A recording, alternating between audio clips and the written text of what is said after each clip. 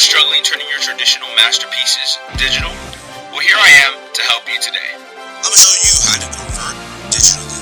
You're going to follow these easy steps. Look at your reference, draw it, and you're done. If only it was that easy. If you've clicked on this video, you've probably been drawing traditionally for a little bit now, and we're thinking about getting a drawing tablet, move on to the next level. Or you've completely skipped that step already and already own one, and are just struggling getting used to it right now. Well, here I am to help you. I'm going to be giving you guys a few tips and tricks that help me transition smoothly from traditional to digital. The first thing actually has nothing to do with drawing at all. That would just be configuration. Start playing with the settings of your drawing tablet, and that will help you out a lot. Start finding out what is comfortable for you and making sure that your pen actually matches where it's supposed to be. You don't want to be drawing on the bottom of the screen, look up and realize, oh, I've been drawing on the top of the screen.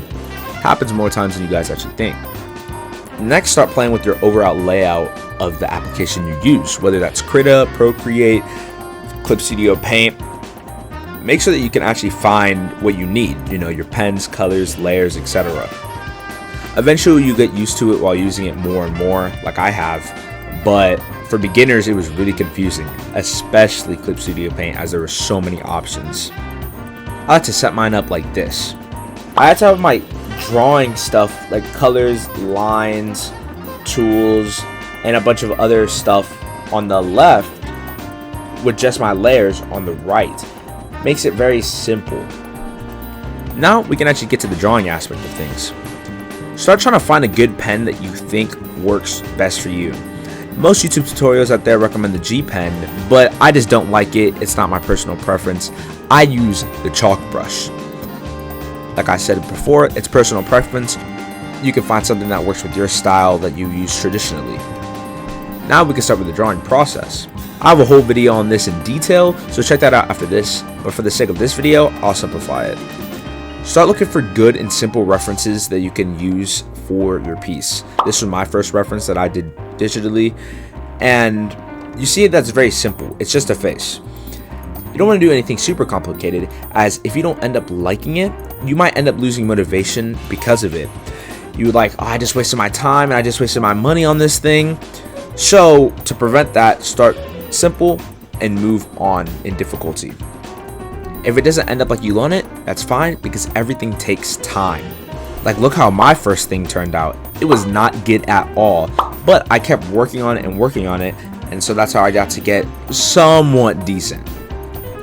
Another tip that I can give to upcoming digital artists is make use of the tools that you have to your disposal.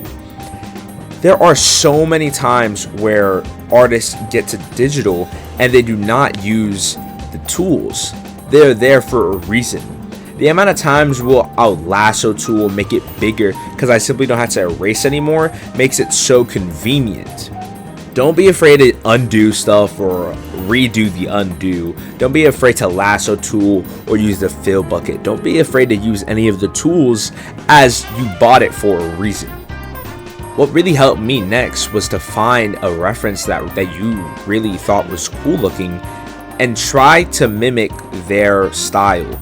Do not copy and paste, but the thing about digital, it makes it really easy to study art. That is what I would do primarily. You can look at shapes, you can look at theories, you can do all of this, but at the end of the day, you really need to hone in on your art style. The reason I picked up the chalk brush in the first place is because I looked at a reference and it looked similar enough to the chalk brush, and it wasn't even the chalk brush. I found the chalk brush by accident and rolled with it. It really resonated with me and my style. So do the studies of the art and find a way to implement it into your own style that you got from traditional. Another thing that a lot of artists don't take control of when they are switching from traditional to digital is layers. Layers are your best friend. I stated this in my last video and I will always state it. Use layers. They help keep you organized and well composed. Scuffling around, oh dang it, I undid this and I erased this. Because if you erase something on a layer, you can easily undo it or redo on that layer. Imagine you finish the piece and accidentally erase something, but they're all in the same layer. You either got to undo it or redo the whole thing. That takes too much time and makes it so much less efficient. So use layers. Another tip is start being more confident with your lines. Similar to how traditional artists be, you don't want to make scratchy lines, and especially is apparent on digital.